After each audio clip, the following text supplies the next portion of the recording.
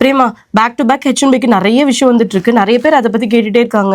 Future H1B எப்படி இருக்க போகுது, அதை பத்திலாம் இன்னைக்கு டிஸ்கஸ் பண்ணலாம். ஆமா, ரொம்ப இன்ட்ரெஸ்டிங்கான ஒரு காமன் டாபிக் தான் எடுத்திருக்கோம்.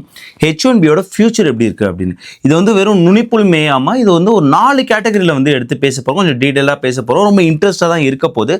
நீங்க இந்த 4 கேட்டகரி தாண்டி இன்னும் என்னென்ன விஷயங்கள் இருக்குன்னு தெரிஞ்சீங்கன்னா சொன்னீங்கன்னா நல்லா இருக்கும்.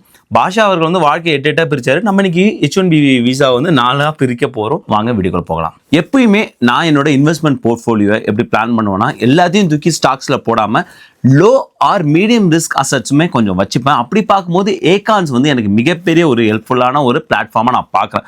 பிகாஸ் அது ஒரு மியூச்சுவல் ஃபண்ட் மாதிரி பார்க்குறேன். நான் ஆக்டிவாக அதில் இன்வால்வ் ஆக மாட்டேன். ஜஸ்ட் நான் இன்வெஸ்ட் பண்ணுறதுல சரி இல்லை, ரெக்கரிங் இன்வெஸ்ட்மெண்ட் போட்டுருவோம். இன்னைக்கு பார்த்தீங்கன்னா இந்த வீடியோ எடுக்கும்போது என்னோட ரிட்டர்ன்ஸ் உங்கள் ஸ்க்ரீன்லேயே பார்ப்பீங்க 14.26. சப்போஸ் நீங்கள் ஏகான்ஸ் முதல் முறை ட்ரை பண்ண போறீங்கன்னா அவங்க ரிவார்ட்ஸ் கொடுக்குறாங்க. பின்டு கமெண்ட்ஸ் டிஸ்கிரிப்ஷன் இருக்கு, நீங்க ட்ரை பண்ணி பாருங்க. Hey guys, welcome back to channel. வணக்கம் நண்பர்களே, நான் உங்க பிரேம் பேசுறேன். நான் உங்க ஆர்த்தி பேசுறேன். பிரேமா, இப்போ 4th பிளேஸ்ல என்ன இருக்கு?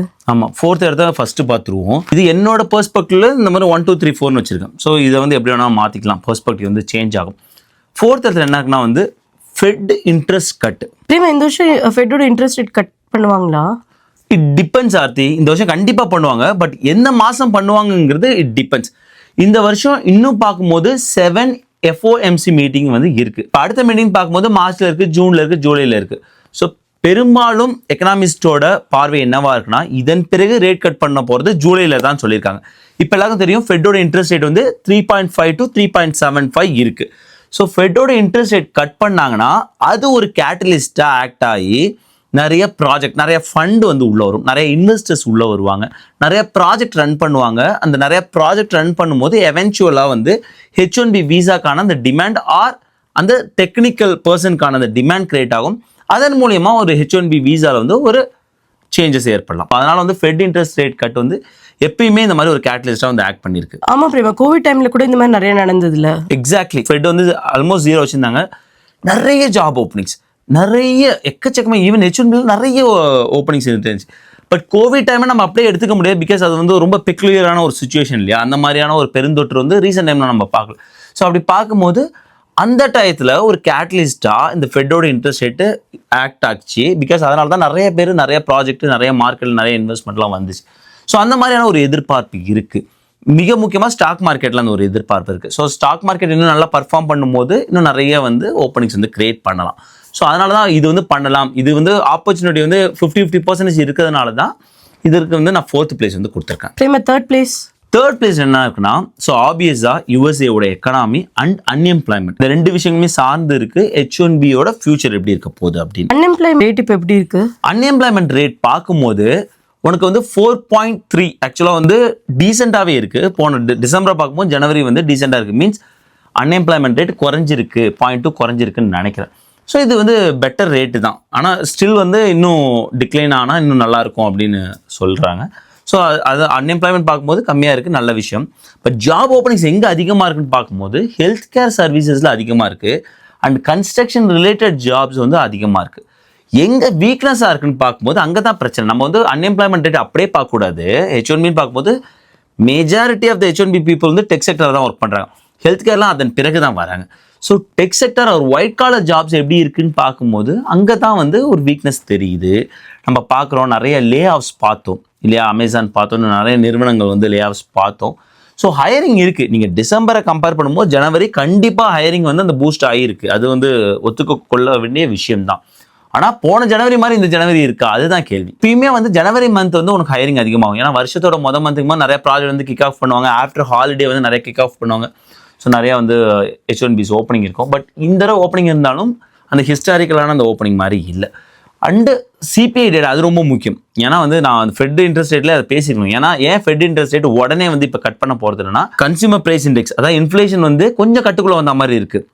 2.4 2.5 இருக்குது. ஆக்சுவலாக வந்து நம்ம முன்னாடி பார்த்தோம்னா ரொம்ப அதிகமாக இருந்தது இல்லையா. ஸோ எல்லாமே கட்டுக்குள்ளே வந்த மாதிரி இருக்குது. ஆனால் நம்ம வாங்குற ஜாமான் எல்லாம் குறைஞ்ச மாதிரி தெரியல. இது வந்து நான் என்ன சொல்கிறேன், கட்டுக்குள்ளே தான் வந்திருக்குங்கிறேன், குறைஞ்சது. ஏன்னா உனக்கு இன்ஃப்ளேஷன் ரேட் இருந்து தான் இருக்குது. அது ரொம்ப ஏறாமல் அது கட்டுக்குள்ளே இருக்குது, அவ்வளோதான் இல்லையா. ஸோ இது வந்து நீ இன்னும் மைனஸில் போனால் தான் உனக்கு விலை குறையும். பட் அதற்கான வாய்ப்புகள் இல்லை. இப்போ மிக முக்கியமாக இன்ஃப்ளேஷன் ரேட்டு கடந்த மந்த் ஏன் கம்மியாக இருந்துச்சுன்னா கேஸ்லின் ப்ரைஸுங்கிறாங்க. ஆஃபீஸாக நம்ம பார்த்தோம் இல்லையா, எனர்ஜி ப்ரைஸ் கொஞ்சம் கம்மியாக இருந்தது, அது ஒரு ரீசன் சொல்கிறாங்க.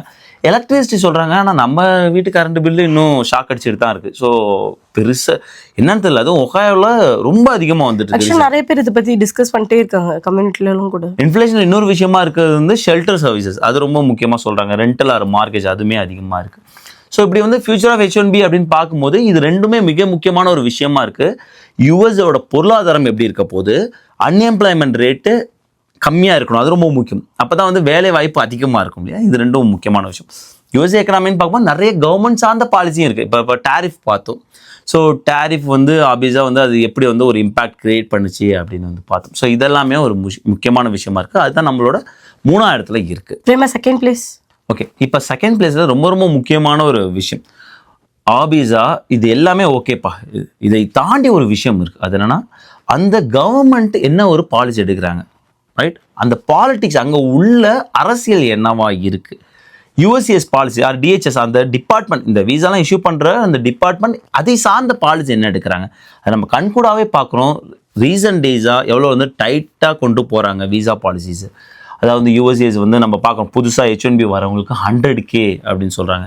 எல்சிஏ அந்த ப்ரைஸ் குறைந்தபட்ச அந்த ஊதியம் நிர்ணயத்தை வந்து அதிகப்படுத்துகிறாங்க. இன்னும் நிறைய இப்போ எஃப்டிஎன்எஸ் விசிட் வராங்க. அதாவது எங்கெல்லாம் வந்து டைட் பண்ண முடியுமோ அங்கெல்லாம் டைட் பண்ணுறாங்க. ஆப்வியஸாக இதில் வந்து ஒரு நிறைய ஃபேக் நிறைய விஷயங்கள் நடக்குது. அது எல்லாமே அந்த ஸ்கேம்னு சொல்கிறாங்க. ஸோ அதெல்லாமே தீர்க்கறதுக்காக நடவடிக்கை எடுக்கிறாங்க. அது எல்லாமே மாற்று கருத்தில். பட் சில பாலிசி வந்து H1B கட்டுப்படுத்தணும், இன்னும் நிறைய பேர் உள்ளே வரக்கூடாதுங்கிறதுக்கான அந்த மாதிரியான பாலிசி போகுது இல்லையா. ஸோ அது வந்து H1Bயோட ஃபியூச்சரை வந்து இம்பாக்ட் பண்ணுது. எக்ஸாம்பிள் 100K, அது ஒரு ஈஸியான எக்ஸாம்பிள் சொல்லலாம். ஸோ இந்த வருஷம் உள்ளே வரணும்னா புதுசாக H1B அவர் ஏற்கனவே H1B வச்சுருக்காங்க, அதை கொண்டு உள்ளே வரணும்னா $100K கட்டணும். நம்ம ஊர் காசுக்கு 92 லட்சம்.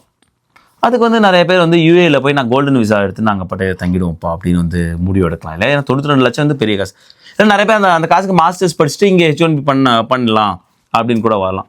ஸோ அதனால் வந்து அந்த ஒரு இம்பாக்ட் இருக்க போகுது. அண்ட் கவர்மெண்ட்டோட அந்த பாலிடிக்ஸ் அரசியல் எப்படி இருக்குது அப்படின்னு இப்போ சமீப காலமாக பார்க்கும்போது நம்ம ஹிஸ்டாரிக்கலாக என்ன சொல்லுவோம்னா, டெமோக்ராட்ஸ் வந்து அவங்க கொஞ்சம் H1Bக்கெலாம் சப்போர்ட் பண்ணுவாங்க, ரிபப்ளிகன்ஸ் அப்போஸ் பண்ணுவாங்க அப்படின்னு சொல்லுவோம்.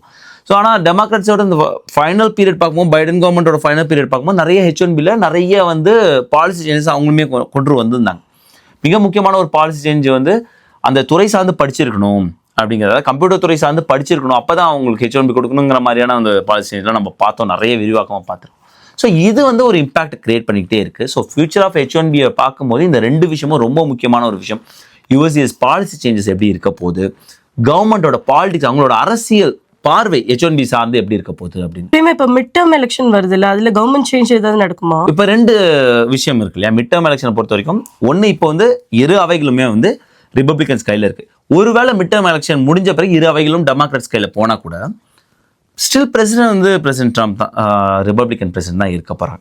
நம்ம இது வரைக்கும் பார்த்த எல்லாமே ஒரு லால பெரிய சேஞ்ச் கொண்டு வரல. அதாவது H1B சம்மந்தமாக ஒரு சட்டத்தில் எந்த சேஞ்சும் கொண்டு வரல, யூஎஸ்சிஎஸ் பாலிசி தான் சேஞ்ச் கொண்டு வந்துட்டே இருக்காங்க. ஸோ அதற்கு மிட் டேர்ம் எலெக்ஷனில் இரு அவைகளும் டெமோக்ராட்ஸ் கையில் போனால் கூட எந்த இம்பாக்ட் இருக்க போகிறதில்ல. அந்த பாலிசி சேஞ்ச் வந்துகிட்டே இருக்க தான் போகுது. ஸோ அதை யூஎஸ்சிஎஸ் எப்படி முன்னெடுக்கிறாங்க அது ரொம்ப முக்கியம். அதை பாலிட்டிக்ஸாக எப்படி எடுத்துகிட்டு போகிறாங்க, அது மற்ற நிறுவனங்கள் பெரும் நிறுவனங்கள் இங்கே இருக்காங்கல்ல, அவங்க வந்து கவர்மெண்ட்டை வந்து எப்படி வந்து இல்லை எங்களுக்கு H1Bs வேணும், வெளிலேருந்து நாலேஜ் வேணும் அப்படின்னு பண்ணி வைக்க போகிறாங்க. இது மாதிரி நிறைய சார்ந்து இருக்கிறது. பட் மிட் டேர்ம் எலெக்ஷன் இன்ட்ரெஸ்ட்டாக இருக்க போது தனி வீடியோ பார்ப்போம். இது வந்து நம்ம பொசிஷனில் 2 இடத்துல இருக்குது. பிரேமா ஃபர்ஸ்ட் என்னது? ஃபர்ஸ்ட் பொசிஷன் என்னவா இருக்கும் தெரியலையே. ஏஐ. அது ஐடிக்கே ஃபுல்லாகவே அவுட் இல்லை. ஆமாம். ஸோ அது வந்து வெறும் H1Bன்னு பார்க்க முடியாது, ஒரு ஐடி துறைக்கும் பார்க்குறது. ஸோ நான் ஃபர்ஸ்ட் பொசிஷன் என்னவா வச்சுருக்கேன்னா, ஏஐயும் அதை சார்ந்து ஐடி நிறுவனங்கள் வந்து அதை எப்படி வந்து தன்னகப்படுத்தி கொள்ள போகிறாங்க அப்படிங்கிற ஒரு ரொம்ப முக்கியமான ஒரு விஷயம்.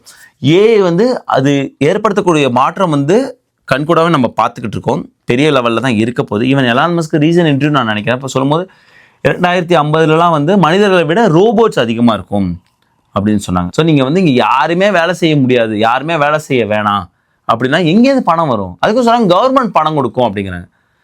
அது என்னன்னு எனக்கு வந்து புரியல. அந்த ஒரு கான்செப்டே எப்படி இருக்கும், ஒரு உலக பொருளாதாரமே எப்படி இருக்குன்னு தெரியல. ஸோ அதுக்குள்ளே ரொம்ப போனால் இப்போ ஏஐயோட இம்பேக்ட் இப்போ நம்ம கண்கூட பார்க்குறோம். நிறைய இந்த ட்ரெடிஷ்னல் ஜாப் நிறைய H1Bல பண்ணுவாங்க, இல்லை ஐடி துறையில் பண்ணுவாங்க, அது மாறிக்கிட்டே வருது. முன்னெல்லாம் எம்ப்ளாய்மெண்ட்னு ஒரு துறை இருந்தது, அதுக்கப்புறம் DevOpsனு ஒரு ஹைப்ரிடாக கொண்டு வந்தாங்க. இப்போலாம் மிஷின் லேர்னிங் ஆப்ஸ்ன்னு சொல்கிறாங்க. முன்னெல்லாம் டெவலப்பர் அப்படின்னு இருந்துட்டு இருந்தாங்க, ஒரு 10 பேர் டெவலப்பர் பண்ணக்கூடிய ஒரு இடத்துல இப்போ 4 பேர் போதும். இல்லை நிறைய டூல் வந்துருச்சு இல்லையா, ஏஐ ஏஜென்ட் நிறைய டெவலப்பருக்கு ஹெல்ப் பண்ண. இப்போ அமேசான் கியூ டெவலப்பர்னு வச்சுருக்காங்க, ஜிட்டப் கோபைலட் மைக்ரோசாஃப்டோடது இருக்குது. இதெல்லாமே யூஸ் பண்ணிவிட்டு 10 பேர் வேலையை 4 பேர் பண்ணுவாங்க. ஈவன் டெக்னிக்கல் லீடுன்னு ஒருத்தவங்க இருப்பாங்க, அவங்களோட வேலை என்ன இருக்கும், ஒரு பிஸ்னஸ் வரும்போது அந்த பிஸ்னஸ் அனலைஸ் பண்ணி ஒரு POC கிரியேட் பண்ணி ஒரு டிசைன் பிளான்லாம் போட்டு டீமை வந்து லீட் பண்ணுறது அப்படிங்கிற மாதிரி இருக்கும், கோட் ரிவ்யூ பண்ணுறது. இதே வேலையை ஒரு ஏஐ ஏஜென்ட் பண்ண முடியும். ஸோ அப்படி ஏஐ வந்து ஒரு ரீப்ளேஸ்மெண்ட் கொண்டு வருது. அதே நேரத்தில் ஏஐ புது ஜாப் ரோல்ஸை கிரியேட் பண்ணுது. இப்போ ஏஐ இன்ஜினியர் வராங்க, டேட்டா சயின்டிஸ்ட், டேட்டா இன்ஜினியர் வராங்க, ஏஐ சொல்யூஷன் ஆர்கிடெக்ட்னு வராங்க, ஏஐ இன்ஃப்ராஸ்ட்ரக்சர், ஏஐ செக்யூரிட்டின்னு ஏஐ ரிலேட்டட் ஜாப்ஸ், அதாவது ட்ரெடிஷனல் ஜாப்ஸ்லாம் இப்படி மாறிட்டு வருது. இப்போ டெஸ்டிங் எடுத்தால் முன்னாடி மேனுவல் டெஸ்டிங் இருந்துச்சு, ஆட்டோமேஷன் வந்துச்சு. பட் ஆட்டோமேஷன் ஃபுல் ஃப்ளெஜ்டாக இல்லை. இப்போ ஒரு Selenium open source framework இருக்குது, அதை எடுத்து யாரோ பண்ணுறாங்க, ஜேமீட்டர் பண்ணுறாங்கன்னா அவங்க எல்லாமே கோட் பண்ணுவாங்க, இதெல்லாம் பண்ணால் இது பண்ணு, இப்படி ரிசல்ட் கொடு அப்படின்னு. பட் இந்த ரிசல்ட் வரல, இது தவறாக்குனா அதை உட்காந்து ஒரு மேனுவலாக தான் பண்ண வேண்டியது இருந்தது. அதை இப்போ ஏஐ ஏஜென்ட் மூலயமா ஃபுல்லாகவே நம்ம வந்து ஃபுல் ஆட்டோமேஷன் அப்படின்னு பண்ண முடியும். ஸோ மேனுவல் டெஸ்டிங்கான அங்கே தேவை குறையுது. ஸோ இந்த மாதிரி அந்த ஒரு சேஞ்சஸ் நம்ம கண் கூட பார்த்துக்கிட்டு இருக்கோம். ஸோ இதில் புது ஜாப்ஸ் கிரியேட் பண்ணுது. இந்த ஏஐ எடுத்துகிட்டு ஐடி நிறுவனங்கள் என்ன பண்ண போகிறாங்க, அது ரொம்ப முக்கியம். ஏன்னா H1B யார் ஸ்பான்சர் பண்ணுறாங்கன்னு பார்க்கும்போது ஆபிஸாக ஃபஸ்ட்டு இடத்துல அமேசான் இருக்காங்க. இப்போ ரீசெண்ட் டைமாக கடந்த 5 வருஷம் எடுத்து பார்க்கும்போது அமேசான் முன்னாடி வந்துட்டாங்க. பட் இந்திய ஐடி நிறுவனங்கள் நிறைய வந்து ஸ்பான்சர் பண்ணுறதா இருக்கிறாங்க. TCS, இன்ஃபோசிஸ் இருக்காங்க. ஈவன் வந்து இங்கே உள்ள ஐடி நிறுவனங்கள் CTS வந்து அவங்களுமே வந்து நிறைய H1B ஸ்பான்சர் பண்ணுறவங்களும் இருக்காங்க. ஸோ இந்த மாதிரி ஐடி சர்வீஸ் கொடுக்கக்கூடிய நிறுவனங்கள் இப்படி ஏஐல முன்னிலைப்படுத்திக்க போகிறாங்க. ஸோ அவங்க அப்போ தான் வந்து அவங்க என்ன பண்ண முடியும், என்கிட்ட ஏஐ இன்ஜினியர்ஸ்லாம் இருக்காங்க, நான் அவங்களுக்கு சர்வீஸ் தரேன் அப்படின்னு சொல்லி H1Bs தான் அனுப்ப முடியும். ஸோ அதில் ஒரு பெரிய சேஞ்சு அதில் தான் இருக்க போகுது அப்படின்னு நினைக்கிறேன். ஸோ இது எல்லாமே தான் வந்து ஃபியூச்சர் ஆஃப் H1B அது வந்து கையில் இருக்க போகுது. ஆபிஸாக நீ சொன்ன நல்ல பாயிண்ட் சொன்னார். H1B மட்டும் இல்லை, ஐடி துறையோட ஃபியூச்சரே ஒரு கேள்விக்குறியாக தான் இருக்குது. ஸோ நிறைய பேர் பேசுகிறாங்க, நான் வந்து இவ்வளோ வருஷம் ஐடியில் இருந்திருக்கேன், பட் இந்த மாதிரியான ஒரு துறை சேஞ்ச் பண்ணுறதை நம்ம இப்போ தான் பார்க்குறோம். ஸோ இதெல்லாம் தான் எங்களோட 4 பாயிண்ட்ஸ். ஸோ நீங்கள் இதை தாண்டி என்ன நினைக்கிறீங்க, இல்லை இந்த 4 பாயிண்ட்ஸில் உங்களுக்கு கருத்து வேறுபாடு இருக்கும். ஸோ நீங்கள் என்ன நினைக்கிறீங்க கமெண்ட்ஸ் சொல்லுங்கள், வாதிப்போம். ஐ ஹோப் உங்களுக்கு இந்த வீடியோ யூஸ்ஃபுல்லாக இருந்துட்டு நினைக்கிறேன். மறக்காம நம்மளோட சேனல் லைக் பண்ணுங்க, ஷேர் பண்ணுங்க, சப்ஸ்கிரைப் பண்ணுங்க. மறக்காம அந்த பெல் ஐகானும் தட்டி விட்டு போங்க. தேங்க்ஸ் ஃபார் வாட்சிங் திஸ் வீடியோ ஃப்ரெண்ட்ஸ். நன்றி.